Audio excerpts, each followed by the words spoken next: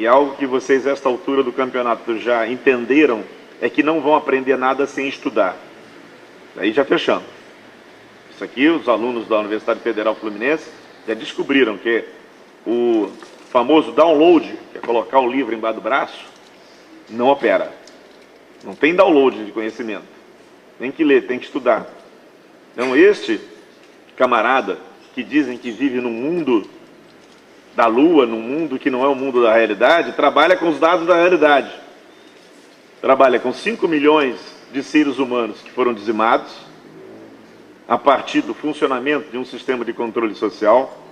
Trabalha com documentos que demonstram que os processos criminais tiveram um alvo preferencial na América Latina, e aí eu estou dando como exemplo a pesquisa do Thomas Holloway a respeito da cidade do Rio de Janeiro, e que é bastante emblemática porque foi a capital do Império e foi a capital da República até o ano de 1960.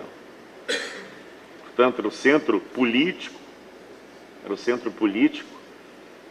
Se você quer ter uma ideia de como as nossas elites se relacionavam com o mecanismo de controle social, é importante estudar a atuação da polícia no Rio de Janeiro no século XX. O que foi a polícia do Estado Novo? O que foi a polícia da ditadura Vargas? O que foi a polícia, mesmo já com a transferência da capital, o que foi a polícia do regime militar no Rio de Janeiro? E há inúmeros estudos hoje sobre isso. Há uma riqueza de dados que só não é maior, e aí um parênteses na minha fala, só não é maior pela resistência que nós encontramos no Brasil de discutir o nosso passado recente, e vocês viram recentemente a decisão do Supremo Tribunal Federal. Eu vou logo dizendo, eu sou contrário a processar criminalmente os torturadores do regime militar. Eu não sou favorável a isso, porque eu entendo, e neste passo eu fico ao lado do professor Nilo Batista, eu entendo que o direito penal é muito ruim para todo mundo, até para eles.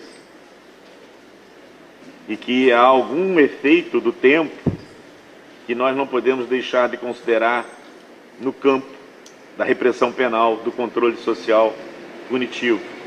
Mas, se de um lado não tem sentido pensar em punir alguém por algo que aconteceu no fim dos anos 60 e início dos anos 70, menos sentido ainda tem ignorar o que aconteceu no fim dos anos 60, início dos anos 70, fim dos anos 70 no Brasil. Nós não conseguiríamos realmente avançar de forma responsável sem saber, sem conhecer.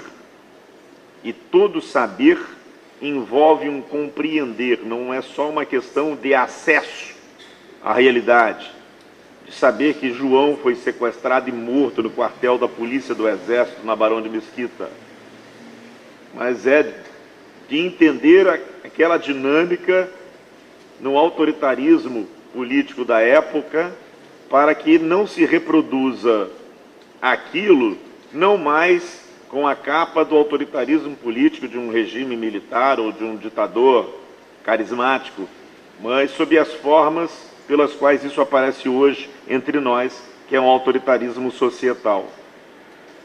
Então, negar o acesso ao nosso passado, negar a discussão do nosso passado, é negar a nossa possibilidade de constituição de uma identidade. Então, fechei o parênteses, voltando ao ponto que interessa. Quando se olha o funcionamento do sistema de justiça criminal com esses dados todos, não se pode mais ter a ilusão de que a justiça criminal funciona para prender o autor do homicídio que nos choca. Isso é pontual.